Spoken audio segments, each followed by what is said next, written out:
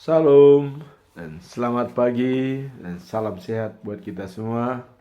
Selamat berjumpa kembali di channel TBKK Japiter Tinambunan.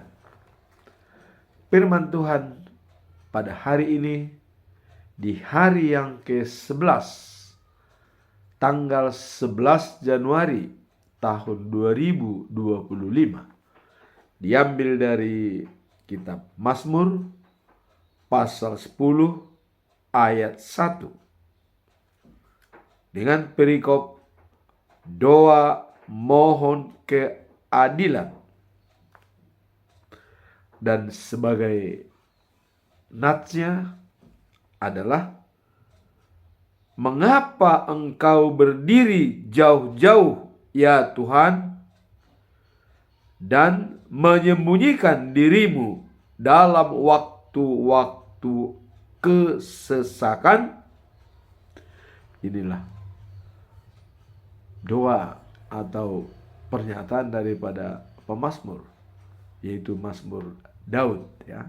Dan di sini adalah Daud yang menyampaikan hal ini. Kemudian bacaan pagi diambil dari kitab Yosua pasal 7 ayat 10 sampai dengan 26. Akan berbuat dosa. Itulah perikop ayat ini, di mana dia berbuat dosa dengan mengambil jarahan dan menyimpannya. Itu bermasalah bagi umat Israel. Kemudian bacaan malam diambil dari Roma pasal 2 ayat 25 sampai dengan 29. Orang-orang Yahudi dan hukum agama Yahudi. Ini berfokus kepada masalah aturan agama, di mana dikatakan dalam bersunat, kalau dia menuruti hukum Taurat ada artinya. Tapi kalau dia disunat tapi tidak menuruti hukum Taurat, sama sekali tidak ada gunanya. Itulah kesimpulan daripada ayat tersebut. Nah, sehingga bagi orang yang bersunat selalu rendah hati dan menuruti hukum Taurat. Nah, kemudian kita masuk dalam pedoman kita pada bulan Januari tahun 2025. Tetap kita memakai topik kesatuan panggilan, yaitu pelayanan untuk kemuliaan Tuhan. Jadi ada kesatuan dalam panggilan untuk menjalankan pelayanan, memuliakan nama Tuhan. Dan dijabarkan dalam 1 Korintus pasal 12 ayat 12. Dikatakan demikian: karena semua seperti tubuh ini satu, dan anggota-anggotanya banyak, dan segala anggota itu sekalipun banyak merupakan satu tubuh. Demikianlah Kristus. Jadi Paulus mencontohkan bahwa tubuh manusia itu sama seperti Kristus. Kristus sama seperti tubuh manusia, dicontohkan oleh Rasul Paulus. Ini adalah metode pengajaran yang visualisasi yang nyata dan mudah dicerna. Kenapa saya katakan ini adalah pengajaran yang gampang dicerna? Kita lihat dalam tubuh manusia, ya. Di dalam tubuh manusia ada yang namanya panca indera. Panca itu artinya 5 fungsi di dalam diri manusia. Indera yang pertama adalah melihat atau penglihatan. Dan indera yang kedua adalah telinga, pendengaran. Dan indera yang ketiga adalah mencium. hidung, ya, penciuman. Dan indera yang keempat adalah lidah, pengecap. Bahkan untuk berbicara juga lidah. Dan indera yang kelima adalah kulit sebagai perasa. Ini terdapat di dalam alam sadar. Namun ada juga di alam bawah sadar. Itu adalah pikiran dan jiwa. Pikiran dan jiwa ini berkolaborasi dengan otak dan jantung.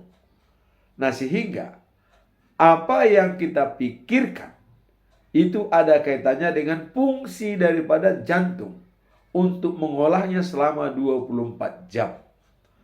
Apabila masukan dalam pikiran kita itu negatif, maka dia juga bisa berkonotasi negatif.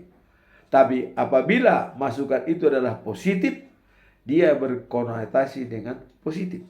Nah, sehingga apa masukan dari pikiran kita itu diolah oleh jantung 24 jam, ya, dan itu ada kaitannya antara otak dengan jantung. Semua fungsi di dalam tubuh manusia tidak bisa berkata jantung, akulah yang paling benar. Selainnya itu tidak ada artinya. Tidak bisa mengatakan seperti itu. Atau dikatakan oleh mata, aku yang bisa melihat, kau jalan kemana-mana, tanpa aku kau tidak bisa. Itu pun tidak. Jadi apapun fungsi daripada tubuh itu, semuanya masuk dalam konsepsi sistem. Apa itu konsepsi sistem? Artinya saling berhubungan, saling membutuhkan, saling mempengaruhi, saling menentukan, dan saling kerja sama antara yang satu dengan yang lain. Itulah dicontohkan oleh Paulus sebagai tubuh manusia, satu kesatuan yang utuh, berbeda-beda tapi satu tujuan. Bagaimana dengan dicontohkan dengan Kristus? Kristus dicontohkan sebagai pemersatu. Kenapa? Karena bagi orang yang dari penyembah berhala, ya, atau sipil begu, ya, atau orang yang ateis, atau orang yang dari agama lain yang tidak percaya kepada Yesus, tapi begitu dia dibaptis dalam nama Tuhan Yesus Kristus, dia menjadi satu. Walaupun berbeda Yahudi dan non-Yahudi, atau etnis, suku, suku, ya, dari mana-mana. Begitu dibaptis dalam nama Tuhan Yesus Kristus, semua menjadi satu kesatuan. Tidak ada dibeda-bedakan. Dan tidak mengatakan si A lebih penting, si B tidak. Semua sama-sama pewaris kerajaan surga dengan baptisan kudus. Nah, kemudian apa kaitannya dengan jemaat? Karena menurut teologi bahwa gereja itu adalah sebagai tubuh Kristus. Nah, kalau gereja tubuh Kristus itu terdiri dari siapa yang berada di dalam gereja atau rumah Tuhan. Jadi tubuh Kristus sama dengan rumah Tuhan. Di rumah Tuhan ada yang namanya imam, ya, ada yang namanya liturgis, ada yang namanya pemusik, trompet, ya, paduan suara, dan jemaat. Semua bersatu di dalam tubuh Kristus atau rumah Tuhan. Mereka tidak bisa mengatakan, misalnya imam, para pendeta, gembala, tanpa saya kalian tidak ada artinya. Tidak bisa. Atau jemaat mengatakan, kalau tidak ada jemaat, tidak ada pendeta. Tidak bisa.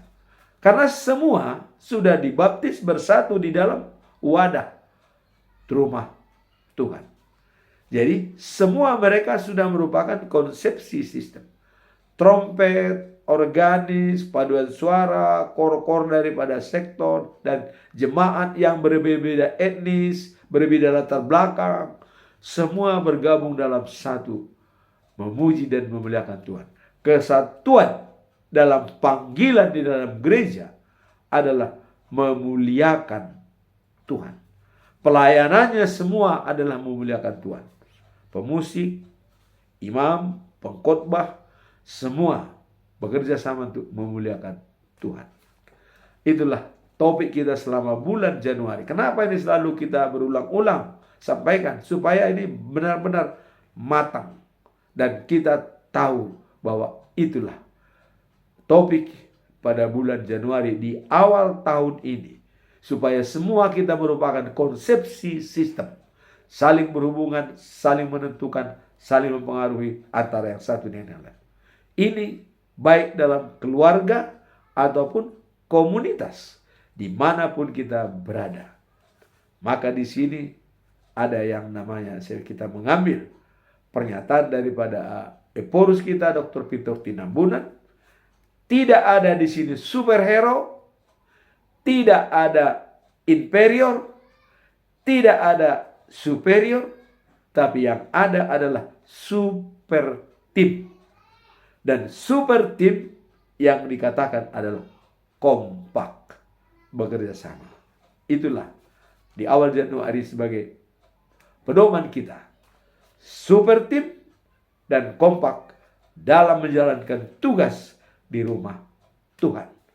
Karena itu adalah milik Tuhan. Sekarang kita masuk dalam perikop hari ini. Ya. Nah, perikop hari ini adalah Mazmur pasal 10 ayat 1. Doa mohon keadilan. Ini dari Daud ya. Yang menyampaikan ini adalah Daud. Dan dia menyampaikan seperti ini. Mengapa engkau jauh ya Tuhan dan sembunyi waktu kesesakan? Jadi ada perasaan Daud ya bahwa dia Tuhan itu jauh pada saat dia dalam kesesakan, selalu bersembunyi. Kenapa Daud mengatakan seperti itu? Kita tahu apa yang dialami oleh Daud. Ya. Dan dia mengalami banyak masalah. Ada pengalaman pribadi Daud dan ada pengalaman dalam kerajaan. Kalau dalam pengalaman pribadi, ya, waktu dia mengambil Betseba, istrinya Uria, tanpa kawin. Ya. Artinya, kawin di bawah tangan. Ya. Sedangkan Uria berperang melawan musuh dan meninggal di pertempuran. Akhirnya Daud mengambil Betseba.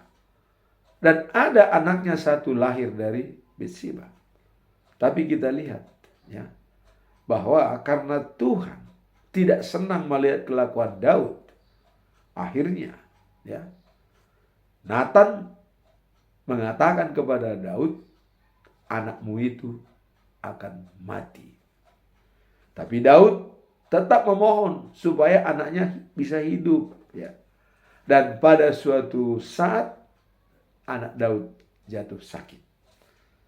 Begitu jatuh sakit, ya, akhirnya dia puasa 7 hari 7 malam supaya anaknya itu sembuh. Dan dia tidak makan. Bahkan dia berada di halaman rumah, di tanah, berpuasa dan menangis, memohon kepada Tuhan. Tapi Tuhan sudah berkehendak lain.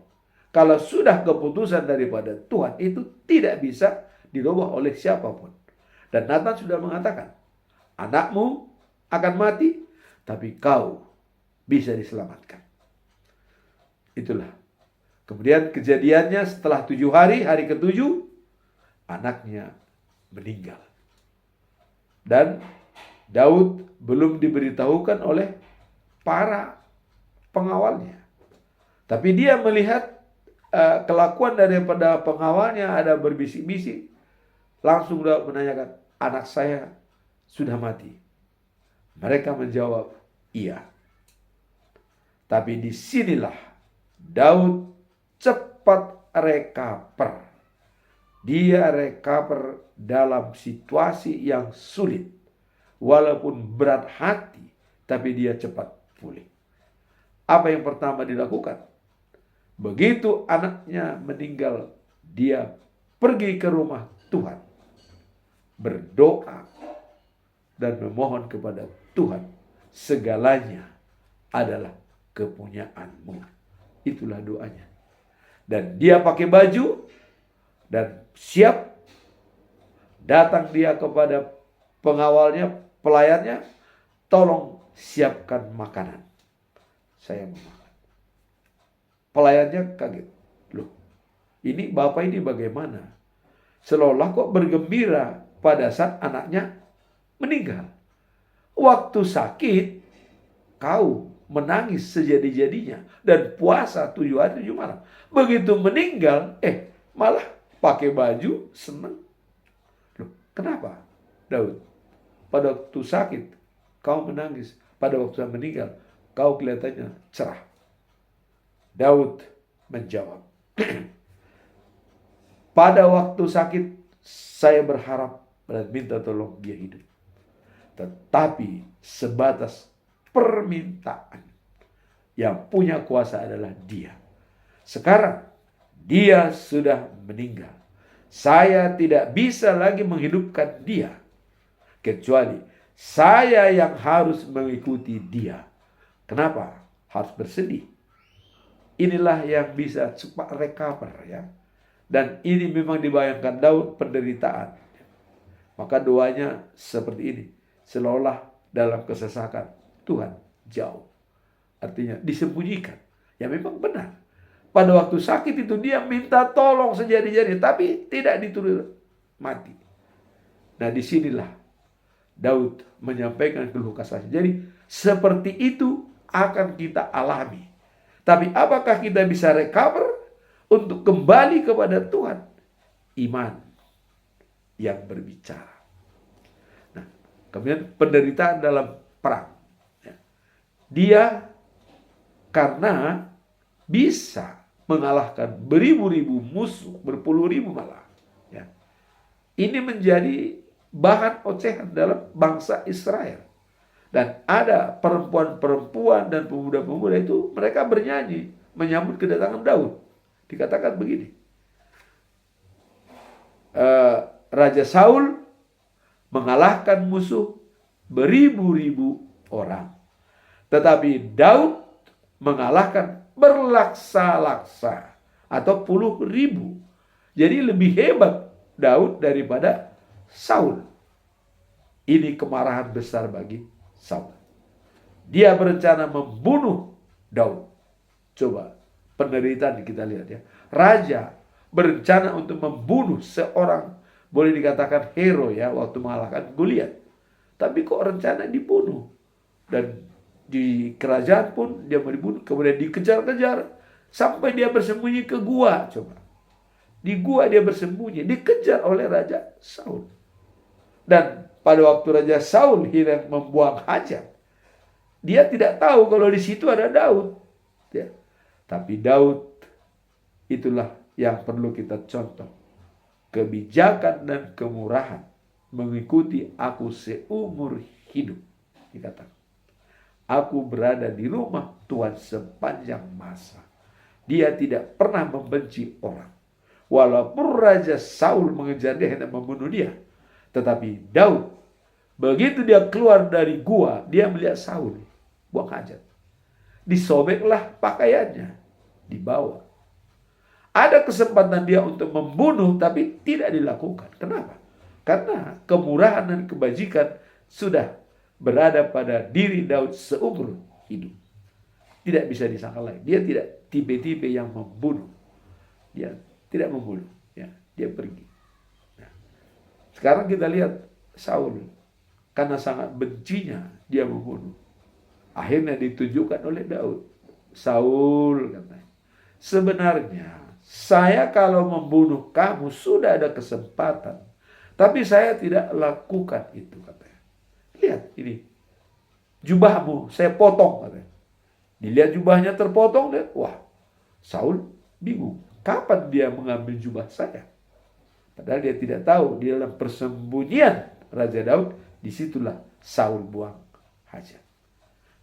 Itulah ya, kita lihat dia tidak membenci orang, maka dia bilang dalam kesesakan seolah Tuhan menyembunyikan. Dan ada penderitaan yang satu lagi, yaitu waktu Absalom hendak mengkudeta kerajaan Daud. Absalom adalah anak kandung dari Daud, ya, istrinya dari Gesur, ya. Nah, akhirnya Absalom, ya, padahal sebenarnya Absalom ini sudah melakukan kesalahan.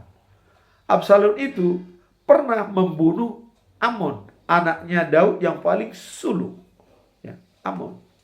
Kenapa dibunuh Amnon? Karena Amnon memperkosa Itamar, adik kandung daripada Absalom, yang ibunya dari Gesur itu, kerajaan Gesur, ya. Nah, kemudian setelah Absalom membunuh Amnon, dia kabur ke rumah mertuanya di Gesur. Tapi Daud tak menginginkan dia supaya pulang. Begitu Absalom pulang, disitulah dia ingin mengambil kerajaan daripada Daud. Coba kita lihat. Bapaknya masih raja, ya. Tetapi dia sudah di Yerusalem, sudah membuat masyarakat supaya tidak lagi pergi kepada Daud dalam hal penghakiman. Dia menyelesaikan. Nah, akhirnya Daud bersembunyi, pergi, ya, tidak di kerajaan. Dan Absalom mempermalukan istri-istrinya Daud, yaitu gundi-gundinya. Di atap dia bermain dengan istri gundi-gundinya. Inilah merupakan keluh kesah daripada Daud. Banyak sekali yang dialami oleh Daud. Walaupun akhirnya Absalom itu mati terbunuh oleh Joab, ya, berenya Daud.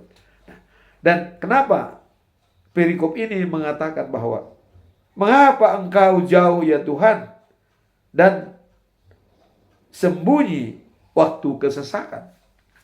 Nah, inilah pengalaman daripada Daud itu disampaikan. Ini merupakan pelajaran bagi kita. Nah, sekarang kita lihat dari masalah ini. Apa makna dan pesan moral dari perikop ini? Ya, kita lihat keluh kesah Daud ini. Mazmur 10 ayat 1, ya, menyampaikan keputusan dan kerinduan bagi kehadiran Tuhan di saat-saat sulit. Dalam ayat ini, ya, penulis, ya, mengungkapkan bahwa seolah-olah Tuhan tidak memperhatikan penderitaan dan kesengsaraan yang dialami oleh umatnya. Jadi ada kalanya seolah Tuhan itu menjauh, tidak dekat, ya. Jadi ini merupakan polemik memang bagi bangsa Israel. Dan kenapa disampaikan oleh Daud seperti ini? Karena memang sering terjadi. Nah, kalau kita lihat dalam bacaan pagi, ya, Joshua akan berbuat dosa. Coba. Seolah Tuhan juga, ya, menjauh. Waktu Joshua, ya, sujud menanyakan kepada Tuhan, bagaimana nih Tuhan? Karena tentaranya dikirim 3.000 dipukul mundur oleh Kanaan, ya, dipukul mundur sehingga mereka kalah. Nah, apa yang terjadi? Tuhan membiarkan mereka kalah. Kenapa? Karena ada dosa di antara mereka. Nah, itu salah satu berdosa di antara Israel, itu semua kena hukum. Itu contoh-contoh yang mungkin ini contoh dalam militer nih, ya. Kalau militer satu orang berbuat salah, semua dihukum. Dan di Israel pun seperti itu. Satu orang berbuat salah, semua kena. Akan yang mencuri baju jubah sama emas sama perak disembunyikan di kemah dia, semua kena. Karena Tuhan tahu ada di antara kalian yang tidak saya sukai, kata Tuhan. Diperintahkan untuk dimusnahkan, tapi kok diambil. Nah, inilah, ya. Jadi Tuhan itu memang kadang-kadang bisa tidak memperhatikan. Nah, inilah keluhan daripada Daud. Dan tidak memperhatikan itu karena ada latar belakang. Memang ada kesalahan. Tidak ada yang tidak ada kesalahan, Tuhan bisa menjauh. Tapi walaupun Tuhan menjauh, kita tetap yakin kasih-Nya kekal dan abadi. Itu. Nah, sekarang kalau kita lihat apa makna ayat ini. Nah, kita lihat ya.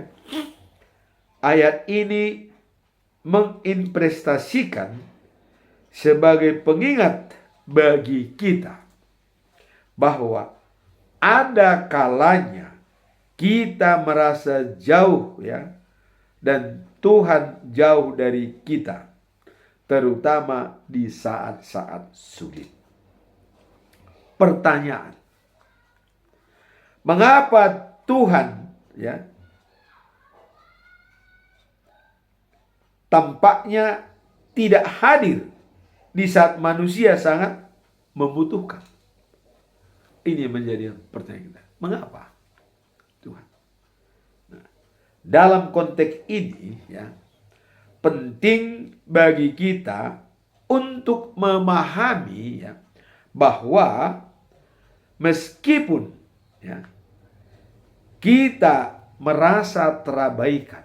Jadi walaupun kita merasa terabaikan, Tuhan tetap hadir dan melekat segala sesuatu ya, karena kasih-Nya kekal dan abadi. Jadi Tuhan tetap hadir melihat segala sesuatu dalam diri kita karena kasih-Nya kekal dan abadi. Itu yang bisa kita sikapi. Nah, kemudian dalam Yesaya 41 ayat 10 dikatakan, Tuhan akan selalu mendampingi kita dan memberikan kekuatan walaupun mungkin ya kita tidak secepatnya melihat atau ya merasakan kehadirannya. Jadi dalam Yesaya ini dikatakan bahwa Tuhan selalu hadir.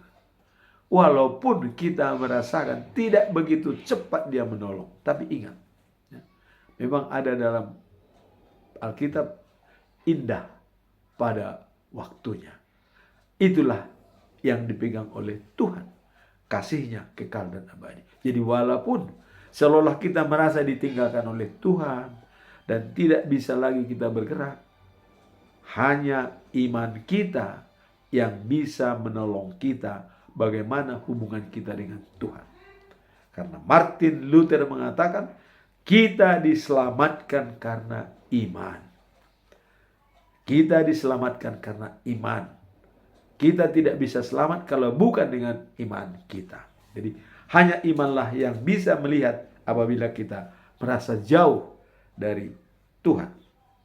Nah, dalam perikop ini ya, menunjukkan ya bahwa peranan putus asa dan keadaan yang mendalam untuk merasakan kehadiran Tuhan pada saat ya penderitaan. Jadi menunjukkan ya perasaan putus asa dan kerinduan yang mendalam untuk merasakan kehadiran Tuhan pada saat penderitaan. Jadi kita memang merasakan ya untuk kehadiran Tuhan pada saat kita menderita ya yang sulit kita jalankan. Nah, kemudian mengapa ya pemazmur dalam hal ini Daud mengatakan hal itu? Tadi sudah kita jelaskan pengalaman-pengalaman Daud dalam penderitaan pribadi, dikejar oleh Raja Saul, dan juga dengan anaknya sendiri Absalom. Nah, kemudian pesan moral dalam perikop ini, ya, inilah pesan moral. Jadi meskipun kita merasa terabaikan, walaupun kita merasa terabaikan, Tuhan tetap hadir dan melihat segala sesuatu yang kita lakukan, ya, atau yang kita alami, karena kasih-Nya kekal dan abadi. Jadi Tuhan selalu hadir, ya, dan melihat segala sesuatu yang kita alami. Dia tidak pernah tidur. Dia tetap melihat kita. Jadi walaupun kadangkala kita merasa ditinggalkan oleh Tuhan, kita harus merenung apa yang harus kita lakukan. Hanya iman kita yang bisa bekerja. Dikerjakan oleh pikiran kita, bekerja sama dengan otak kita, dikelola oleh jantung kita. Kalau kita jauh dari Tuhan, iman kita yang mendekatkan kita kepada Tuhan. Dan kita ingat kasih-Nya kekal dan abadi. Nah, sebagai kesimpulan kita dalam perikop ini, ya, kita tetap mencoba mengambil 3 pertanyaan. Pertanyaan yang pertama adalah, bagaimana cara kita mengenali kehadiran Tuhan di tengah kesulitan yang mungkin tampak tidak terjawab? Nah, jadi bagaimana cara kita mengenali kehadiran Tuhan, ya, di tengah kesulitan yang mungkin tampak tidak terjawab? Artinya kita seolah-olah tidak diperhatikan oleh Tuhan. Bagaimana cara? Kehadiran Tuhan di tengah kesulitan dapat dilihat atau dikenali melalui iman. Hanya iman kita yang bisa mengenali dan melihat kehadiran Tuhan di saat kita terpuruk. Hanya iman kita. Tanpa Dia, kita tidak bisa lagi. Mungkin kita putus asa, atau kita frustrasi, atau stres, ya. Tapi dengan iman, kita bisa merasakan apa Tuhan jauh atau dekat pada kita. Iman kita yang melihat, ya. Nah, kemudian dan pengharapan yang kita pegang. Jadi ada iman, kemudian ada pengharapan yang kita pegang. Terutama ketika kita merasa Tuhan seolah-olah tidak menjawab doa-doa kita. Jadi seolah Tuhan tidak menjawab doa-doa kita. Hanya iman kita yang bisa melihat ini. Apakah doa kita tidak dijawab? Makanya kalau kita berdoa, bukan supaya Tuhan mendengarkan doa kita, tetapi kita berdoa, kita harus mengerti apa jawaban Tuhan. Nah, di sini tadi katanya seolah-olah kita merasa doa-doa kita tidak dijawab. Kenapa? Kita merenung kembali, ya. Karena doa ada kalanya dijawab dengan baik, atau diberikan kompensasi bentuk lain, atau memang ditunda, tidak diberikan saat ini. Dan yang terakhir, memang ditolak, tidak diberikan Tuhan. Hanya iman kita yang bisa melihat ini. Berpengalamanlah dengan Tuhan. Nah, dalam Mazmur 46 ayat 1 dikatakan, Allah itu bagi kita tempat perlindungan dan kekuatan, sebagai penolong dalam kesesakan sangat terbukti. Kita harus belajar dari pengalaman kita. Di mana kita saat sesak ditolong Tuhan. Mungkin pengalaman hidup kita bisa kita rasakan. Saya sangat merasakan ini dan banyak yang harus ditolong. Ya, coba. Saya datang dari kampung adalah tamat SMP tahun 70. Tetapi bisa menyelesaikan pendidikan sampai S1. Itu adalah kebesaran Tuhan. Tidak mungkin kita capai, tapi bisa kita capai. Itu berkat kasihnya kekal dan abadi. Jadi pertolongan Tuhan itu memang dia benar-benar bisa tempat kita, perlindungan kita dan kekuatan kita sebagai penolong dalam kesesakan sangat terbukti. Jadi saya yakin pengalaman hidup kita masing-masing kita bisa membuktikan. Maka belajarlah dari pengalaman, dan pengalaman itulah menguatkan iman kita untuk tetap yakin dan percaya kepada keberadaan Tuhan yang bisa selalu dekat dengan kita. Nah, ini mengingatkan kita bahwa dalam setiap kesulitan, ya, dan yang masalah yang kita alami, Allah adalah tempat perlindungan yang dapat diandalkan. Allah selalu dekat pada umatnya, terutama pada saat-saat yang paling sulit. Jadi jangan takut. Tuhan Allah selalu dekat pada kita pada saat kita mengalami kesulitan. Apapun bentuknya kesulitan itu, serahkan kepada Tuhan. Semua akan terselesaikan dengan baik.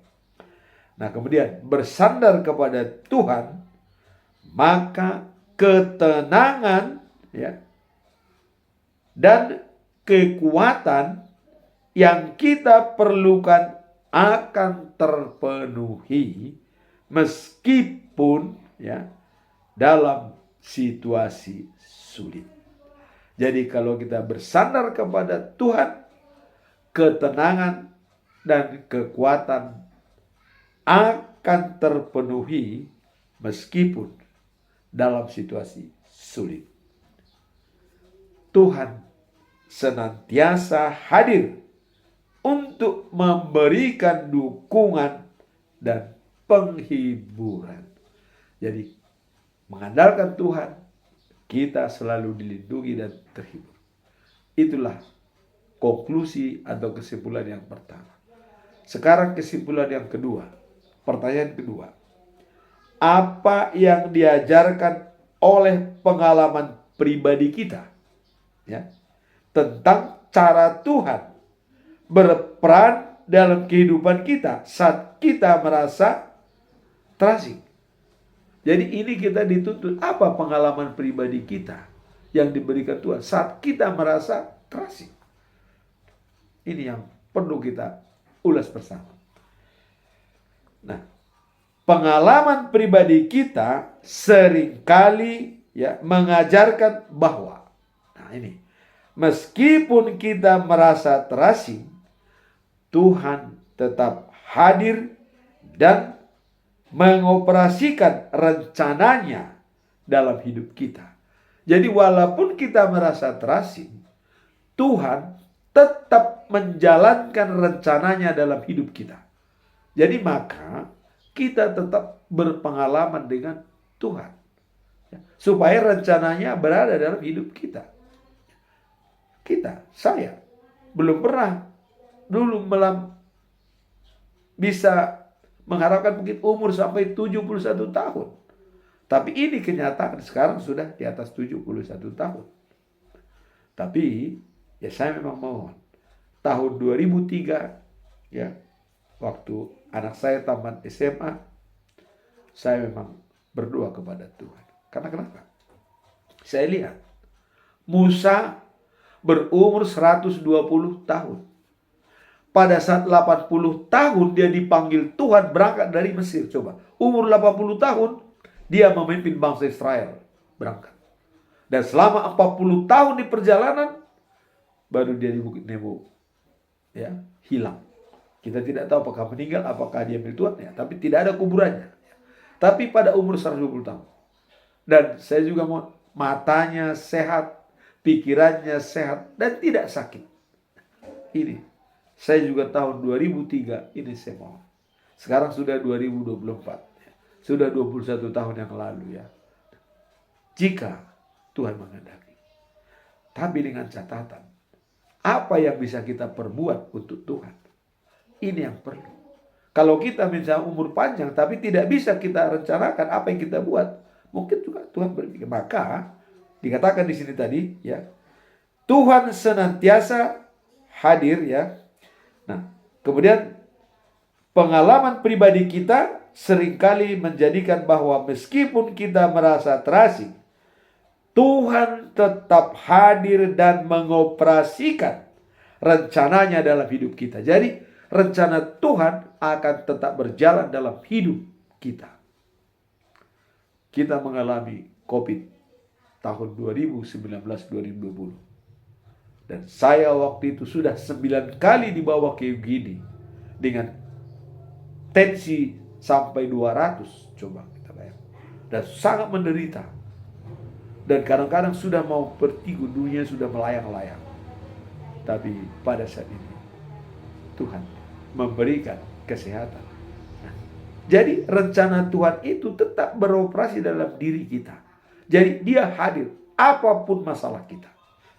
Jadi di sini dikatakan tadi adalah pengalaman pribadi kita tentang cara Tuhan yang beroperasi ya dalam kehidupan kita saat kita merasa terasing. Di sini dikatakan bahwa rencana dalam hidup kita, Tuhan tetap hadir dan mengoperasikan rancangannya dalam hidup kita. Jadi apapun dalam diri kita, itu semua adalah rancangan Tuhan. Bukan kekuatan kita, bukan. Rancangan daripada Tuhan. Sepanjang kita berpengalaman dengan Tuhan. Itu kuncinya ya. Nah, ketika kesepian dan terasing ya, kita ya menemukan diri kita dalam iman dan pengandalan diri kepada Tuhan yang selalu menyertai kita. Jadi pada saat kita merasa terasing ya, dan kesepian, hanya iman kita yang membenarkan kita, yang kita bersandar kepada Tuhan. Jadi selalu iman. Kuncinya adalah iman yang menyelamatkan kita di saat kita lemah dan di saat kita juga dalam sukacita. Iman yang menyelamatkan. Nah, kemudian kita melihat Mazmur 46 ayat 1 dikatakan ya, Tuhan adalah tempat perlindungan dan kekuatan kita, sebagai penolong yang sangat terbukti dalam kesesakan. Jadi kita sudah melihat bukti-bukti pertolongan Tuhan dalam hidup kita. Pengalaman hidup kita itu menjadi guru kita sebagai pengalaman hidup yang benar-benar direncanakan dan diridhoi oleh Tuhan dalam hidup kita. Nah, ketika kita merasa terasing, ayat ini mengingatkan bahwa Tuhan senantiasa ada sebagai tempat perlindungan dan kekuatan. Jadi perlindungan dan kekuatan Tuhan selalu hadir. Meskipun ya, mungkin kita merasa sendirian, Tuhan penolong selalu siap memberikan dukungan dan penghiburan dan dalam setiap kesulitan. Jadi dalam setiap kita dihibur oleh Tuhan. Nah, disinilah perlu kita renungkan ya, ayat-ayat yang dimateraikan pada kita. Jadi kalau kita dalam kondisi terdesak atau merasa jauh dari Tuhan, kita harus merenungkan ayat-ayat yang dimateraikan kepada kita. Apa itu? Dan ini orang sering lupa. Bahkan ditanya tidak tahu apa ayat yang dimateraikan kepada dirinya. Dalam sistem Huria Kristen Batak Protestan yang sangat sempurna memberikan ini. Pada waktu pendewasaan iman, pada waktu sidi, kita diberikan ayat pegangan kita dalam hidup kita. Dan dikatakan, dan paruhahon mahatai aidu hangulu wan. Perhatikanlah kata-kata, itulah kehidupan. Dan saya berjumah orasi rasa mate, baru Leonardo tutup harapan. Berbaiklah kau sebelum meninggal, karena akan diberikan mahkota kepadamu. Itu ayat yang sangat kita pegang. Itu yang dimateraikan. Kemudian ayat sidi yang pertama, kemudian ayat waktu kita melangsungkan perkawinan. Ada ayatnya. Dan mungkin orang lupa ya, lupa. Maka itulah yang dipateraikan kepada kita, dimateraikan oleh Tuhan. Kemudian ada 3 ayat waktu kita ditahbiskan sebagai hamba Tuhan. Bagi yang pendeta, sintua, itu ada ayat.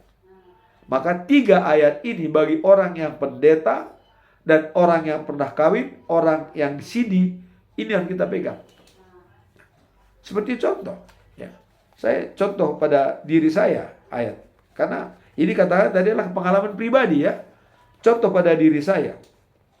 Waktu sidi, saya diberi ayat Yesaya 48 ayat 17b. Apa isinya? Demikian. Akulah Tuhan Allahmu yang mengajar engkau apa yang berguna bagimu dan membimbing engkau di jalan yang harus kau tempuh.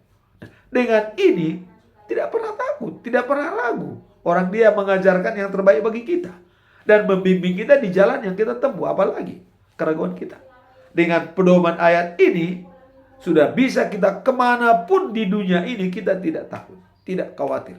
Tuhan melindungi. Itu waktu sidi. Kemudian dalam waktu perkawinan pun diberikan ayat. Yaitu ayat Ibrani pasal 12 ayat 2a. Jadi Ibrani pasal 12 ayat 2a. Dikatakan begini. Hendaklah pandangan kita tertuju pada Yesus, sebab dialah yang membangkitkan iman kita dan memeliharanya dari permulaan sampai akhir. Coba, begitu hebatnya.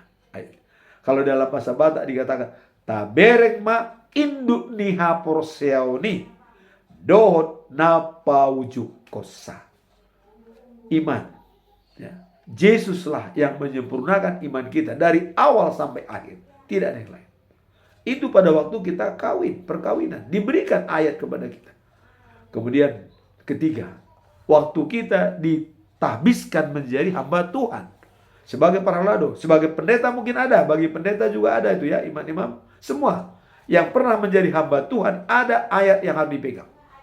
Saya masih ingat, ya, waktu saya ditahbiskan jadi penatua, bulan Juli tahun 1992 diberikan ayat Kisah Para Rasul pasal 5 ayat 29b. Apa dikatakan? Ya. Kami harus menuruti Allah dan bukan manusia. Bukan menuruti manusia.